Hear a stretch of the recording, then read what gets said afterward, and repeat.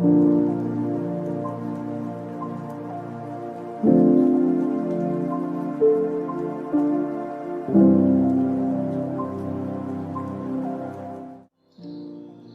everybody to a new science video. So let's find a new lesson for you guys. Okay, let's see. Well, no, we already did that.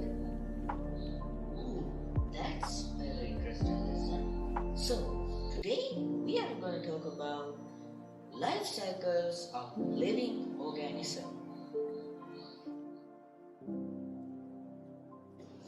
So, in this lesson, we have three main objectives. Observe and understand the life cycles of organisms. Then, we have learned about common forms of metamorphosis. Lastly, we have learned about importance of learning about life cycles. So, now we know what are the objectives. Let's get into our lesson. Before we start the lesson, let me ask you a small question. What is life cycle? Well, it is known as the sequence of events in stages of development as a cyclic process, which a living organism passes from its birth to death. So now we are starting with our main objective. Observe and understand the life cycle of an organism. We can divide it into two parts: life cycles of animals and life cycles of plants. But we are first starting with life cycles of an animal. Then let's get a small example for that, shall we? Well, I will take life cycle of a frog. A frog has four stages in its lifetime. There are egg, tadpole, froglet, and adult frog. First, I'm going to explain you the egg. The adult female frog, hundreds and thousands of eggs. All of the eggs are covered in a jelly-like layer, which protects them from any other animal. Usually we can find the eggs in a riverside area. Therefore, after the fertilization of eggs, it takes up to 6 to 12 days to hatch. And let's go on to the next stage, which is tadpole. Tadpoles are like small fish. They use swimming as their locomotive system. They breathe through gills. But you might think, what? No. Frogs breathe through their lungs, but not when they are at the stage of tadpole. They use gills to breathe because they mostly spend time underwater. And at this stage, they eat small creatures. Moving on to next stage, which is froglet. So now we have the most interesting stage, which is the froglet stage. Well, at this stage, two front legs starts to appear in the tadpole, and its tail gets shrinking. And after some time, it turns into next stage, which is adult frog. So let's move into adult frog stage. In adult frog stage, the tadpole's tail falls off completely and grows two black legs, and they converts into strong legs, and also the front legs turn into strong legs. And well, in the adult frog stage, the breathing process also completely changed. Now the frog breathes through its lungs and not through gills. By the time his gills are getting closed, And the frog mostly spend his time on the land. And now we have done complete our example. Now then let's take another example. Butterfly is also a great example for this. Butterfly's life cycle starts from its eggs as usual. Then it moves into next stage, which is called larva stage, commonly called as caterpillar.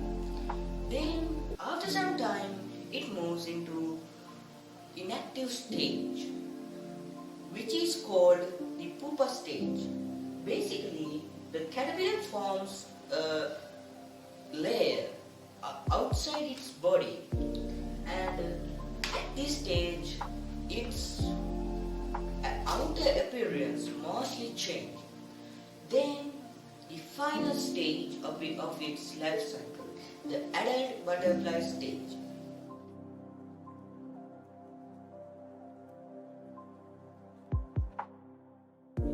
So now I gave you two examples for life cycles. Have you noticed a common theme here? Life cycles are mostly common for amphibians and insects. Well, you might be thinking, why are it common for amphibians and insects? Well, we have our parents to protect us when we are young. But do amphibians and insects have? Well, you might be thinking, well, dog has its mother. Yeah, it is not an insect or an amphibian. It is a mammal. Well, now you learn that life cycles are mostly common for insects and amphibians. Let's move into our next stage. Now we finished with our first category, which is life cycles of animals. So now we are moving into second category, which is life cycles of plants. As you all know, the insect's life cycle starts from an egg. That is same for plants. A plant's life cycle starts from an seed. You might be thinking, how can this be germinated? Well, a seed can be carried through air, water, and even by animals. Then, when the seed hits the ground, it starts absorbing minerals. And after some time, it grows into a small plant. Then, after some time, the small plants become an adult plant. Then, it bears fruit. And then, again and again, the same life cycle redo. So, let me get you a small example for plant life cycle. Let me think. Well, coconut sounds great idea to me. Let me just order a coconut. Hello, give me a coconut please. Wow, that was quick. So, this is a coconut. And this isn't the coconut that falls off the tree. Well, after it falls off the tree, the coconut looks like this, very greeny. And after 20 days, the coconut starts to dry. Then it moves into next stage. Well, this is the next stage, where a small stem starts to appear. Roughly about 6 months after, this moves into next stage. And this is the next stage. As you can see, there are some roots on the back side of the coconut. And that small tiny stem has emerged to be a bigger stem. And after some time, the cycle starts again, so there will be more trees. So now you know about the life cycle of plant. So now we have landed on our second topic, which is common forms of metamorphosis. We can divide this into two groups: animals with different morphological forms in stages, animals without different morphological forms in stages. So let me give you examples for those. Mosquito is an animal with different morphological forms in its stages, and dragonfly is an animal without different morphological forms in its stages. So there are other names which we can easily call these. Animals with different morphological forms in stages are called incomplete metamorphosis. Animals without different morphological forms in stages are called incomplete metamorphosis. So now we know what is incomplete and complete metamorphosis. Let's get some few examples to clarify whether we really understand this. As you can see, there are two pictures right behind me. One of them is a cockroach. The next one is a mosquito. Well, can you divide them into complete and incomplete metamorphosis? I'll give you some time. Okay, hope you find out. So, cockroach goes to the category of incomplete metamorphosis, and mosquito goes under the category of complete metamorphosis.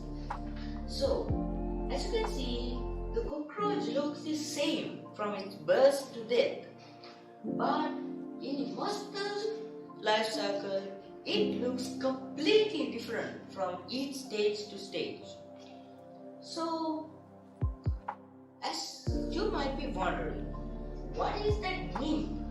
Well, let me explain that too. Nymph stage is a stage which is mostly common for incomplete metamorphosis.